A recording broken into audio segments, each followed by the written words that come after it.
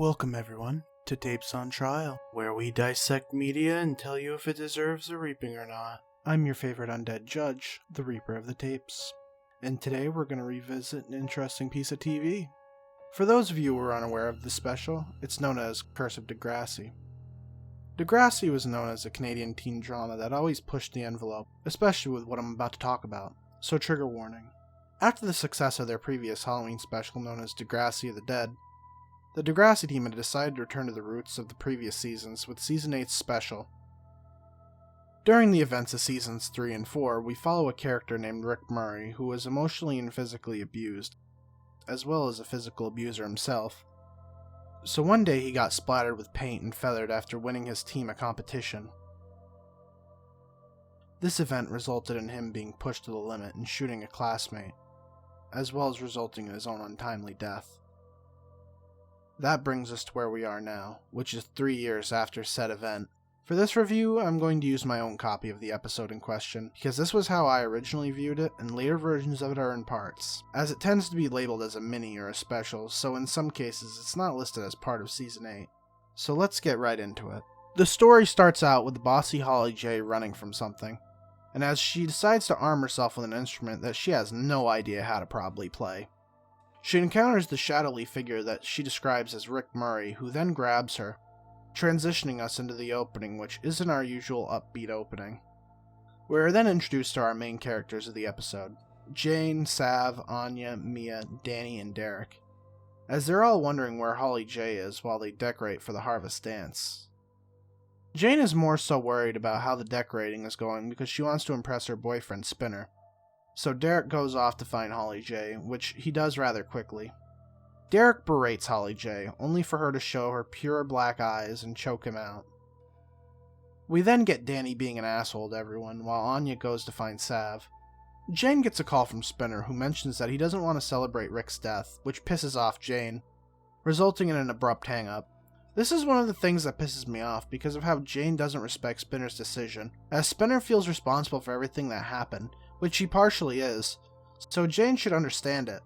We then cut to Johnny and Moose, the two bullies of the school, as they're setting up a bucket of pig's blood for a prank, which results in a pretty questionable exchange between the two.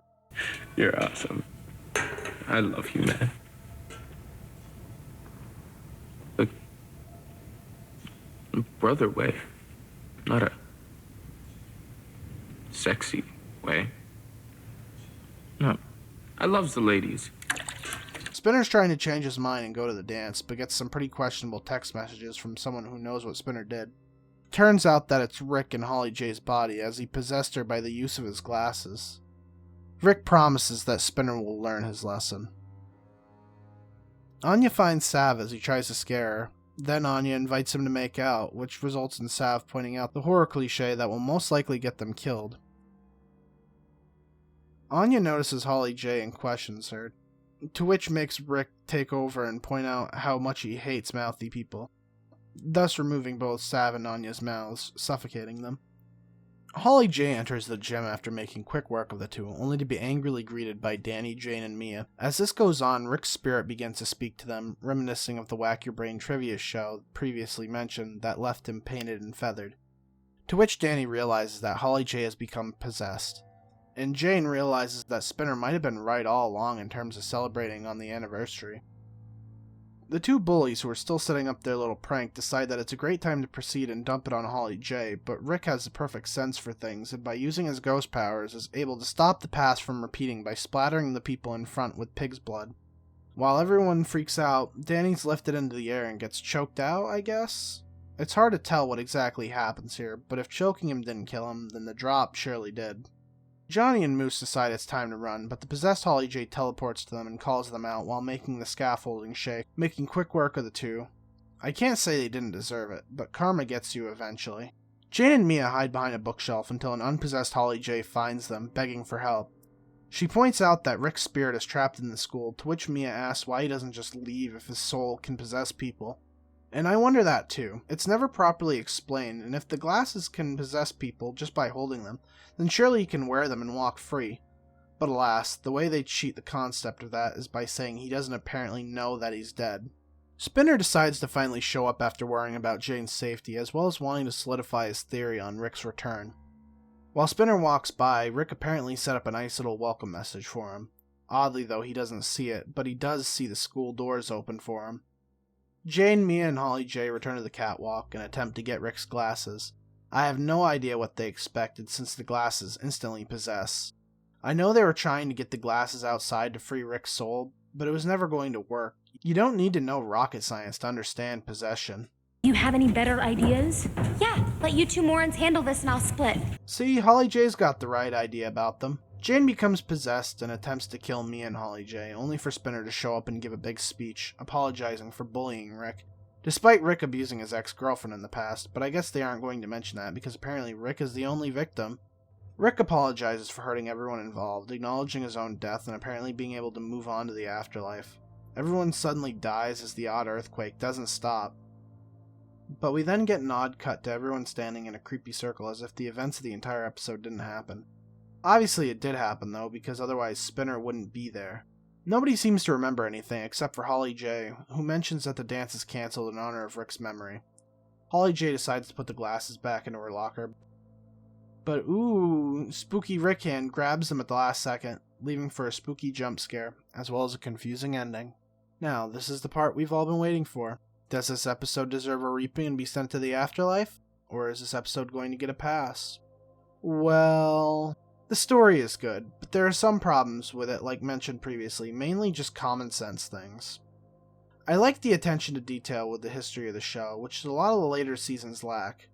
One of my main dislikes for this special, however, is the lack of legacy characters that were featured. I wish I could have seen a stare down with the Sean Cameron character, the one who killed Rick on accident, or someone like Jay Hogarth, because it wasn't entirely Spinner's fault for what happened to Rick.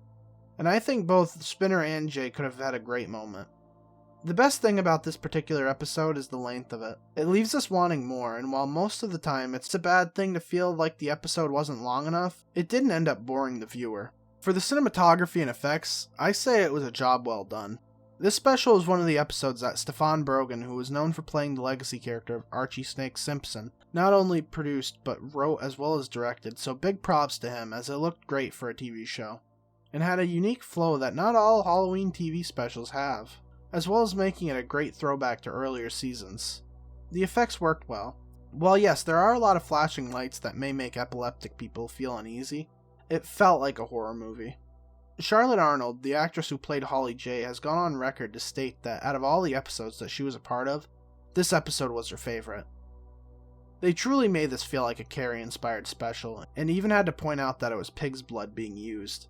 The levitation effect was pretty impressive, and I'm assuming a green screen was used. The possession of Holly J and Jane was pretty neat, using what I assume to be CGI at times to achieve the possessed look, while in other scenes were most likely contact lenses. Other things I liked were the out-of-focus shots of Rick that were shown during the opening moments of the special. As to this day, I'm left questioning whether it was really Rick's actor on set, or if it was a stunt double while they dubbed in the lines for Rick. The only thing I can really complain about when it comes to the special would be the way that they label it and show it. As I previously mentioned, it was shown at times as part of Season 8, but it was later labeled as a minisode and was edited differently, as opposed to the way it was aired on the N and CTV. The episode runs at about 21 minutes while the minisode is cut into 6 parts, while changing up some of the actual effects to dramatize with a to-be-continued type of vibe. Sadly, it seems I'm just nitpicking a bit too much. For the music, there isn't much I can say about it, as it feels a bit standard in terms of scare variety. While Degrassi is known for its dramatic teen sitcom music, this does take a step out of the box, proving that whoever did the music surely knew what they were going for. It's not bad, but it's not anything to write home about. Now it's time to talk about the cast and characters. First is Holly J. Sinclair, portrayed by Charlotte Arnold, who in this episode plays a scared version of the character, as well as a partially evil character. This goes hand in hand with Rick Murray, portrayed by Ephraim Ellis, as Rick was a bully, as well as bullied, much like Holly J's character, which plays out pretty well. I want to note that oddly, Holly J's character is the only character who encounters ghosts throughout her time at the school. Once Rick interacts with her, she's somehow able to interact with the ghost of the character J.T. York, who is a fan favorite in the show. Sav Bendari is played by Raymond Nablack, while Samantha Monroe plays Anya McPherson. who have pretty good chemistry together, but honestly don't do much throughout this particular episode. Paula Brancotti portrays Jane Vaughn, who is a tomboyish character, but nothing really develops her character this episode other than her bad attitude. Mark Donato plays Derek Haig, who is the first killed off, which tells you how much he's valued as a character. Dalmar Abuzad plays Danny Van Zant, and again is probably one of the smartest characters here, who gets a little bit of character development, but it doesn't last for long because he dies halfway through. Next is Mia Jones, portrayed by Nina Dobrev, who is honestly one of the most underrated characters in the show, as well as this episode, mainly due to her being one of the only characters who give any details that add to her backstory. Johnny DeMarco and Bruce the Moose, aka the two bullies, are portrayed by Scott Paterson and Natty Zavich, respectively, which is funny because these characters are anything but respectable at this point in the show's lifetime. And finally, the one we've all been waiting for. Gavin Spinner Mason is portrayed by Shane Kipple, who is the episode's legacy character, and the only character you truly get to see shine throughout, because he was the only one able to stop Rick's tormenting. And honestly, with the amount of focus they did for this episode, I think they did alright for the characters. Spinner's forgiveness made for an honest closure to this chapter of the story while making us relive all the tension from Rick's final action. It was a good farewell to that story. And the verdict is, no, this episode gets a pass, because I feel that there was enough love put into this, especially for this being the second Halloween special done by the Degrassi team. This plays with the lore of Degrassi in a way where the team took a chance, not being sure if there would be a payoff. And there was. But they never reached the same amount of success with it when it came to the future specials. I want to say that I recommend this to non-Degrassi fans, but I'm not sure because this entire show isn't for everyone. While this special did hook me at the right time, I'm not sure it would have the same effect on anyone else. If you want to see a special with people dying in the span of 20 minutes, give it a watch. You might be surprised. Or you might want to watch the Boy Meets World Halloween specials. Be my guest. Thank you for watching, and until next time, I am your undead judge, the Reaper of the Tapes, and you've been watching Tapes on Trial. We'll see you next time. Hey you. If you liked this video, make sure to like, comment, favorite, subscribe, and share this video around. If that's not enough, why not go watch another from the channel in the meantime? Don't be too afraid.